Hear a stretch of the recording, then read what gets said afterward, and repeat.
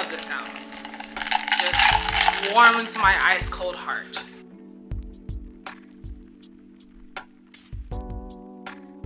Okay, welcome back to my channel.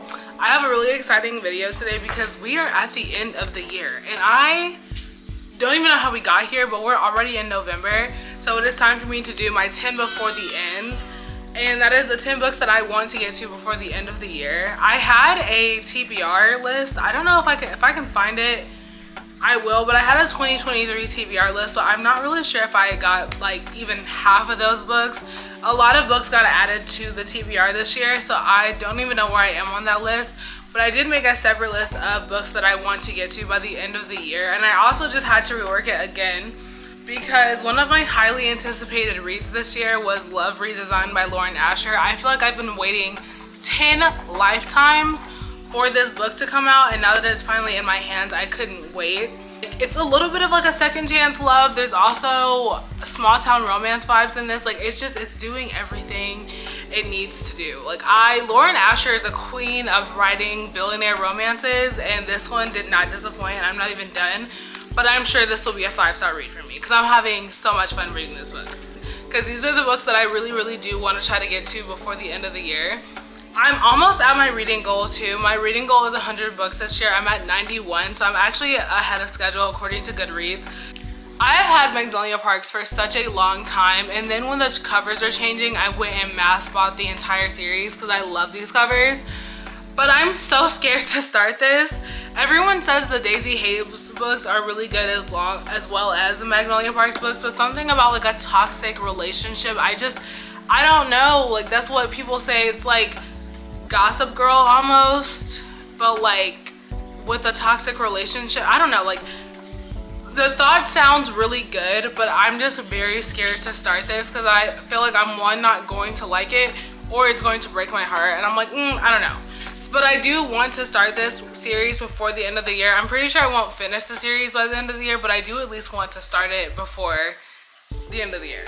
So I don't know when I'm going to get to it. I have the whole series. I have all the original covers. I just don't know when I'm going to get to it. Next is Warrior Blue by Kelsey Kingsley. I have been staring at this book on my TBR cart for about 8 months. And every time I go to try to start it, I don't know, I just can't get into the mood. But the thought of the book sounds so appealing. I believe this is about a tattoo artist caring for his disabled twin brother. Yeah. And there's like a girl who's like, it's like a grumpy sunshine, but I think this book is completely told from like his point of view, which I thought was really interesting. I think so, yeah. Yeah, this is completely told from his point of view.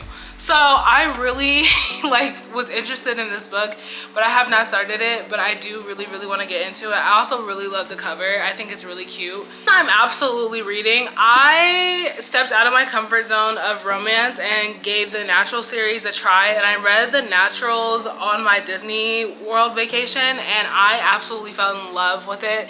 I didn't know I was like a mystery, murder mystery, crime girly, but it reignited my love for this genre as well as my love for Criminal Minds. I started watching Criminal Minds again and I miss Reed so much, so I have to get into this because it's so good. I also read the Mindfuck series, and that was also an amazing series. It was like the best reading experience I've ever had in my entire life. So I'm definitely going to continue with the Natural series. I liked it so much. If you are someone who wants to step out of your comfort zone but don't know where to start, I would give the Natural series a try. It's very YA, but also it had subplots of romance, but I haven't gotten too deep into the romance yet. But basically all these children have gifts or special talents, not gifts powers, but just they have talent, and the FBI is using their talents to solve cases and stuff. So I was really interested in this. I thought it was really good, and this also has a bit of found family vibes, and I love that trope in books, so I definitely will be continuing the Natural series. I'm in the middle of a lot of series. Another book by Lauren Asher. If you're not aware, I am a Lauren Asher stan. I love that woman to death. I think she writes really good books. Really good billionaire romances especially, but this is from her F1 series, the Dirty Air series. I started it over the summer I read Throttled, and I also had such a fun time reading that book, and I was pleasantly surprised. I haven't read like an F1 book before, so I was very like, what's this about? And I read the first one. I don't know why I never continued reading it, because I did have a really good time. I think I rated that book like a 4.5 stars. It was really, really cute, really, really good. It was very enemies to lovers. I don't know what this one is about, but I do know with Lauren Asher, her playlist that she adds with these books are always fire. Nonetheless, I do want to continue the Dirty Year series. The next one for me would be Collided. I don't know what this one is about at all. Like, have no idea. I don't know what character in the series this is about. I just know I want to continue the series. The next one is The Long Game by Elena Armas. And here, I know that there are some people that do not like her writing, but I love a good rom-com. Like, rom-coms are my guilty pleasure, and I think Elena Armas writes really fun rom-coms. I know people are not a fan of the Spanish Love Deception or the American Roommate Experiment. Me personally, I had a blast. I had a fun time reading the Spanish Love Deception. I love a good enemies to lovers, and then because it was like in a rom-com setting, it was like just very light, funny. It was hilarious. I didn't like the American Roommate Experiment as much. I thought it was a little bit cringy, but you know, I had fun. I didn't like the American Roommate Experiment, honestly, until the end of the book, and it took far too long. That's not a long book, but it took me a long time to read. But this one sounds really appealing to me. I think this one is about a former goalkeeper. Also, like another enemies to lovers, I think. But when I heard that she was releasing this, like, one, the cover is adorable. Like, look at this. This is the most adorable cover I've ever seen in my life. It's so cute. There's like animals and stuff on it. There's like a goat. I don't know. The cover is really cute. So I just want to read it. I haven't read an Elena Armas book all year, so I kind of want to jump back into her writing. Next one is King of Greed. I have been waiting for this one for a really long time. I've had really high hopes for this series. It's not hitting for me like the Twisted series, even though I really, really loved King of Pride. I did not like King of Wrath. I felt like Dante was just not wrathy enough. Like, he wasn't scary. Like, I feel like if someone is going to be King of Wrath, they have to be a little scary, and he was just bossy. But that's just my personal gripe with King of Wrath. I don't know, I just did not like that one that much, but I did really, really love Kai's story, and I really did love King of Pride. So, and the female main character, although I cannot remember her name right now, I feel like I related so heavy to her while I was reading the book, so I really did love King of Pride. So I'm really excited to read King of Greed, and I actually got the Barnes & Noble edition of this one, so I cannot wait to have to read the bonus content. I get a lot of my books from either Amazon or Target, so I don't usually get a lot of books with bonus material in it, so I'm really excited to see what the bonus material is in this one. But I'm so mad I didn't get the Walmart version, because I did not know the Walmart version of King of Greed was illustrated. I don't know how I missed that news, but I'm very upset that I did. This one, I have no way of explaining why this is on the list. I have not read any book from this series, and this is book 6 in the series. All I'm telling you is that it has sunflowers on it, which I love sunflowers. I really like the cover, and when I saw this and added it to my TBR, I only added it because I saw on the playlist that Sleep Token was on the playlist, and I hardly ever see authors add Sleep Token to the playlist. I'm a music girl, so I get really, really excited when a book's playlist has some of my favorite artists on it, especially one that is not as popular. So when I saw that Sleep Token was on the playlist for this book, I just immediately ordered it. No vibes, no thoughts.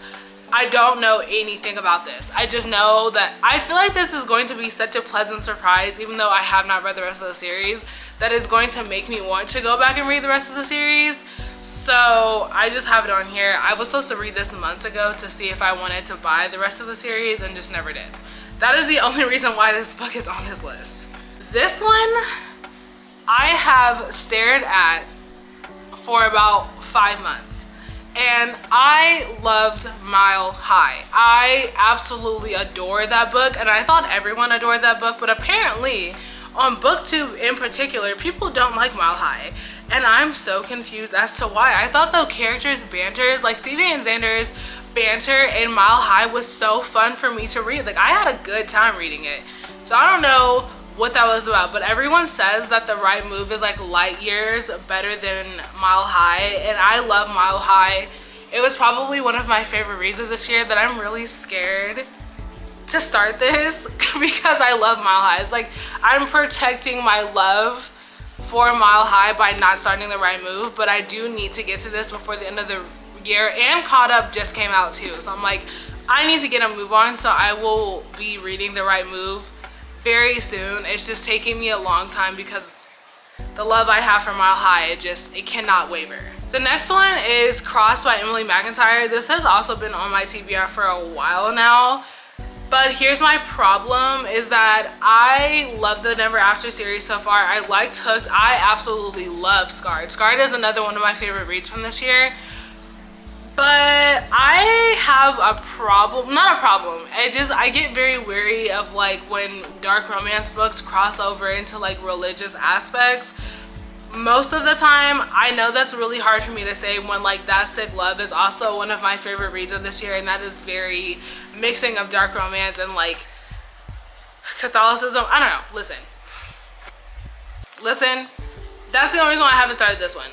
His name is Father Cade, and I feel like if they go the whole book doing that weird like priest type vibes, I'm going to get turned off. This one, like I said at the beginning of the video, I was reading the Jennifer Hartman trilogy. I don't know if this is like, there's a name for this trilogy, but I know that Still Beating, Lotus, and The Stars Are on Our Side are part of like one big like story.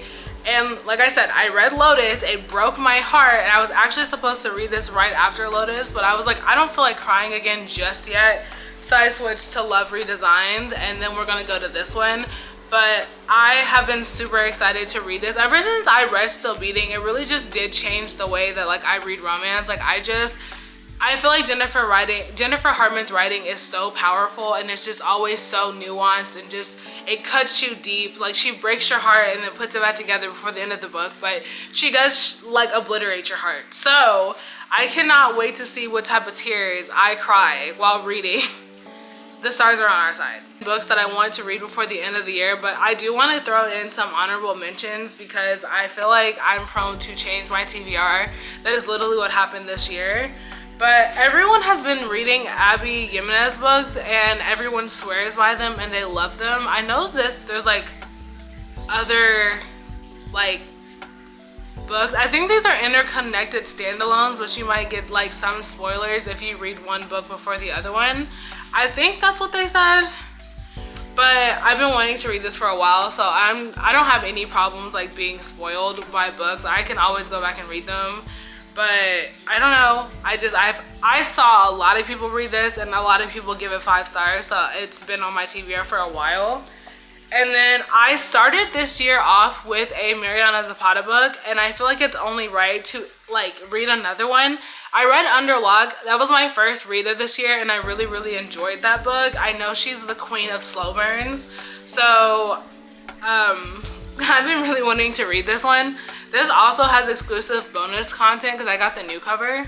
I've heard people absolutely love this book, and I've also seen people absolutely hate it. So there's no in between, but I feel like that's a very common thing when it comes to slow burns. People either love them or hate them. So this is also on the list. And then I've seen people rave about Isn't It Romantic? Or the Bromantic series where like these group of men start reading romance books to help their relationships. This is the one that I picked out at Barnes & Noble one day. I don't think you have to read them in order, but I know that you'll get bits and pieces from other couples and their stories if you don't read them in order. Again, I don't really care about that. I'm a chaotic reader anyway, so I can always just go back and read like whatever book. So, but people rave about these books, and there's also a Christmas one that I saw in Barnes & Noble the other day that I actually might go back and pick up for the holidays. This one is The Kingmaker by Kennedy Ryan. I have not read any of Kennedy Ryan's books, but I do want to get into her work. And one of my friends was at Target and read the back of this and was like, I think you'd love this, so he picked it up for me. So I think I will give it a try. I don't know if I'm going to get to this just yet, but I will read it eventually because I do want to get into her work. I am already on a roll for this month. I'm really excited to read So hopefully I can keep the momentum up. The last couple months I've like wanted to read, but like have been on the verge of a reading slump. So I've been very selective with what I do read, just because I don't want to like send myself in a reading slump at the end of the year, like when I'm this close to my goal. So no, won't be doing that. But those are all the books that I want to get to.